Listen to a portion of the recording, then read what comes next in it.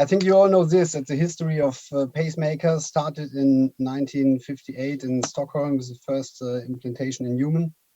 And this is nearly the same for the ICD with the first prototype here with Mover and Marowski in 1980. And then we had a development of the ICD therapy through the years, starting from an abdominal approach to the transvenous over the dual chamber and the CRTD we have today.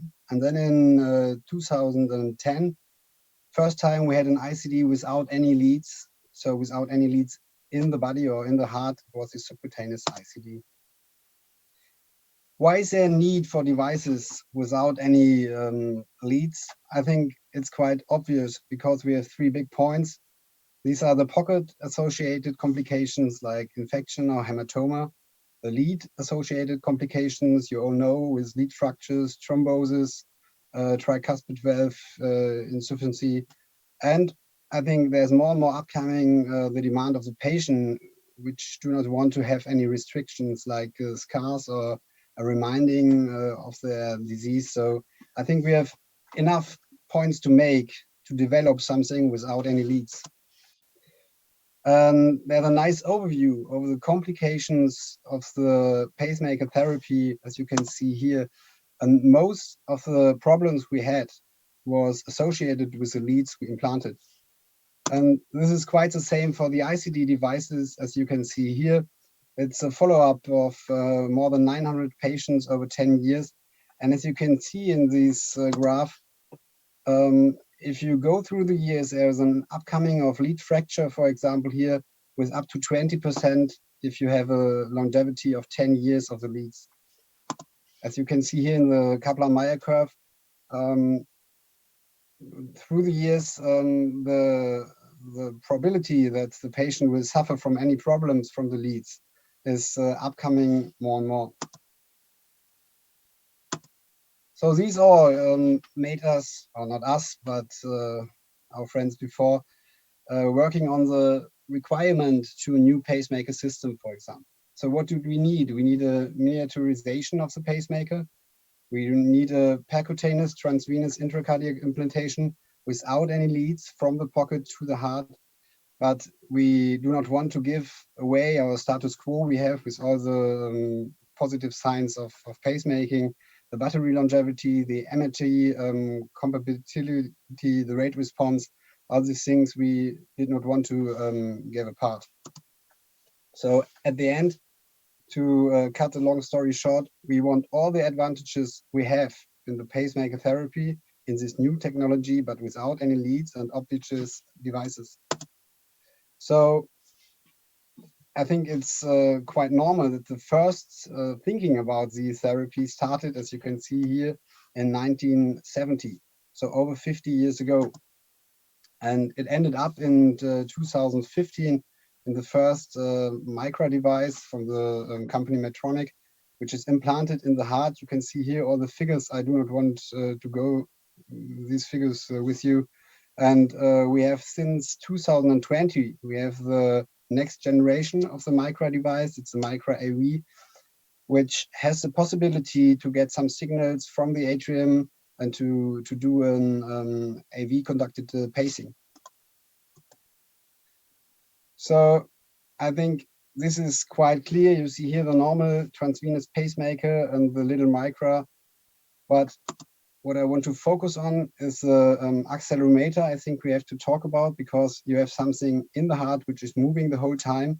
And so you have to make sure that the pacemaker is getting the point that the patient is moving and uses the accelerometer and the kind of fixation. So we have no screw leads, we have flexible tines in the micro, as I will show you later. And this is a technical comparison of the micro AV and the micro VR. I just show you that it's outside the same device with a little bit changed software and a changed hardware, but outside it's completely the same. And also the implantation mode is the same as we know it from the micro VR. This is a delivery catheter. You can see here the micro at the top of the catheter. And this is the introducer. It's 23 French inner diameter with 27 outside. So I think everyone who is familiar with EP or with any device implantation knows these tools to handle. And you have the delivery catheter I will show you later. And this is a fixation mode I told you. These are these tines which are loaded here in the capsular of the catheter. And if you pull back this one, it's doing like a breast swimming movement, and it's deeping in the myocardium, and it's fixated here. So you should be aware that there are two tines fixated. Let me very shortly show you the new development of the Micra AV. It's using the accelerometer I just showed you, not only to get the regulation of the air mode, but it's also now sensing the atrial contraction. You know, these are the different times in the heart, with the beginning of the systole, the end of the systole, the E wave and the A wave. And you have to make sure that the device is trying to get these A wave to get a signal here, which is shown like this, to know that there's a contraction of the atrium, and then there's a pacing of the right ventricle, just to get an AV synchrony. This is a new programmer surface. You will see then with new markers. You have to get to know, where it's shown that there's a kind of end of blanking time, which allows the new device to get the contraction mode of the atrium, and then there's these ventricular pacing, as you know from the other devices. If we talk about the study data for the Micra device, we have different studies and big registries, and up to now we have more than 3,000 patients with a follow-up of more than 3 years in the study. So in real life, we have a follow-up of up to 5 years, which completely supports these data we get from the studies, which I show you now. We have a stable electrical performance of more than 12 months now. As you can see, there's no decrease or increase in threshold. There's a very stable A wave and impedance. And I think very important is that after these 12 months in the studies, we had calculated battery longevity of 12.1 years. And what about the major complications? You can see this here. It's a very confusing diagram, but I want to focus you on this, that after the time of 6 months, there's only a very few complications. So it's completely different from that what we know from other pacemaker systems, where a screw maybe work through the myocardium through the months, through the first months. So the only complications we had in this time after 30 days or 6 months was developing of heart failure due to the permanent right ventricular pacing, which we know also from the transvenous systems. And I think we have to keep this in mind. So there's a very low complication rate for the Micra procedure, and nearly no complications after the initial implantation, apart from this, what I have shown you, the developing of cardiac heart failure. So the registry data supported this data from the big Micra study, and we had a nearly 100 successful implantation rate, with a complication rate which is going down through the years, through the studies, through the registry, and ends up here by 2%, for example. A very interesting finding of this registries and the data of the big study was the comparison to a matched group of transvenous VVI patients, as you can see here. And if you have a closer look to this, you see a risk reduction compared to the transvenous system in the Micra of 63%. Of course, there's 82% in system revision. This is quite normal, because you will not do a revision on a Micra as easy as you do it on a transvenous pacemaker system. But in the end, I think we have a risk reduction, and this is totally clear and was supported by other findings in registries and real life data, which I can show you here. You can see here the Micra ID study and the post-market registry, and then the data from our Cologne colleagues, which we did with the University of Cologne. and you see the complication rate is going down through the years. I think it depends on the kind of learning curve, and which is quite important, I think, is we have no infection which require device removement, which is, yeah, I think totally outstanding. So I just want to show you these data from our own cohort. You can see here the study data from the microID study, and the gray line is our line from the St. Vincent's Hospital, where Dr. Din Quang Nguyen and me are implanting the devices. And now we have the Micra AV, the new device with a follow-up up to 6 months, where we can see the same fact I told you before, that the threshold is very stable, also the sensing and the impedance. And I think this is quite important, is the battery longevity, which is always asked for. This is in our total cohort. We have now a battery longevity of 13 years. So as you can see here, we have the follow-up months, and then we have a look at the remaining time of the device. And so we can calculate the average battery longevity. And even for the patients with AV node ablation, for example, which have a stimulation rate of more than 59%, we have 12 years of battery longevity. And I think this is yeah, quite nice for a new device. So very shortly, this is the Marvel 2 study. This was the only study which was done through the Micra AV algorithm. I think in the matter of time, I would not like to go into detail of this algorithm, but this study just has shown that you can achieve AV synchrony in the study of up to 86%. This is our flowchart we prepared in the Vincent's Hospital, which we can go just through and yeah, can remind us if we want to implant a DDD system, so a transvenous system, or a Micra VI or RV. So there are some pros and cons you have to think about if you think about the Micra. I think in the matter of time, I will not go through all these pros and cons. Of course, the important pros are renal insufficiency, any kind of malignant diseases, or no venous access. But I think there are more and more things which may support us to implant a Micra. What's about the subcutaneous ICD? For all these who know the device is here on the left side of the body. Then there is a subcutaneous lead, which is going up to the sternum, and you have then a shock between the box and the lead, and you have a sensing between these three poles, so that you have three possibilities of sensing.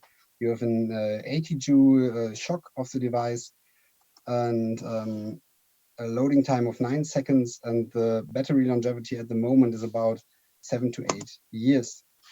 It's implanted between the musculus serratus and the musculus latissimus, so that you can even hide it in very small patients. I think this is quite interesting to see the surface ECG, or the ECG which is get by the subcutaneous ICD. This is very similar in form to the surface ECG, and this is yeah, something else than in the transvenous pacemakers, as you can see here, the intracardiac EGM. So that the device is getting a surface ECG, as you know it from the 12-channel ECG. This is a study data of the subcutaneous ICD.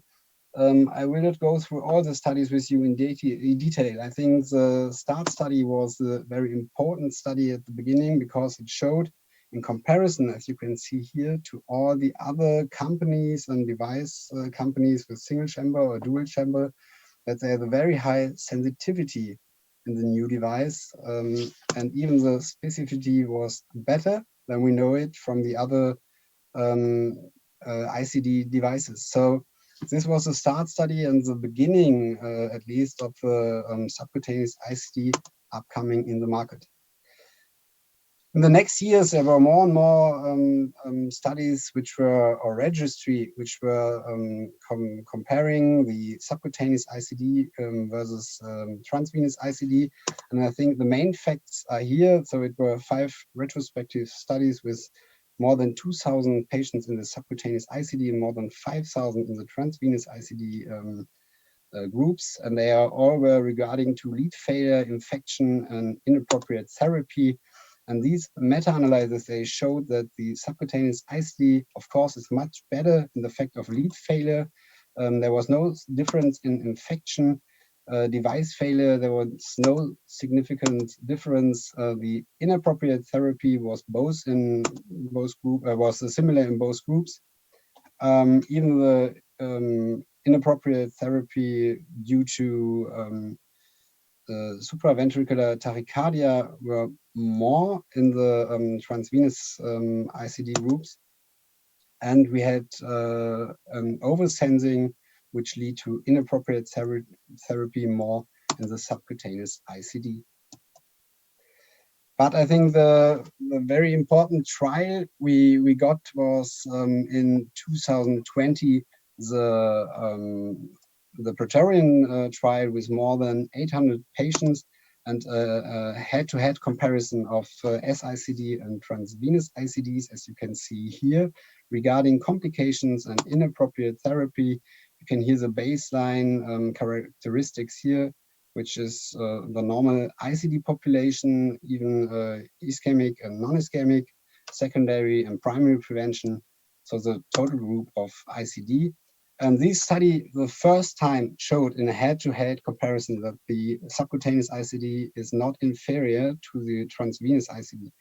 And I think this was very important for all us implanting devices, because up to this point, the subcutaneous ICD was a kind of device for very special patients. And now we know that we can use it even for primary or secondary prevention, and not only for a very small group. But we have to keep in mind the restrictions of the device, like there's no pacing, you can do no ATP, but it showed the first time that it is similar to the transvenous system.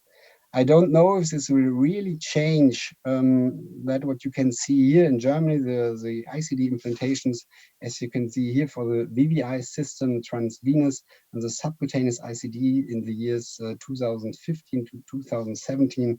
It was a very small group of subcutaneous ICDs, and I think we all have to look up if there's an increasing number in the next years. The guidelines, they just had it in their guidelines with a 2A declaration, and even in the new recommendation of the ERA, there is, it's mentioned especially for patients which had problems with devices before, that we should think about the micra and the subcutaneous ICD.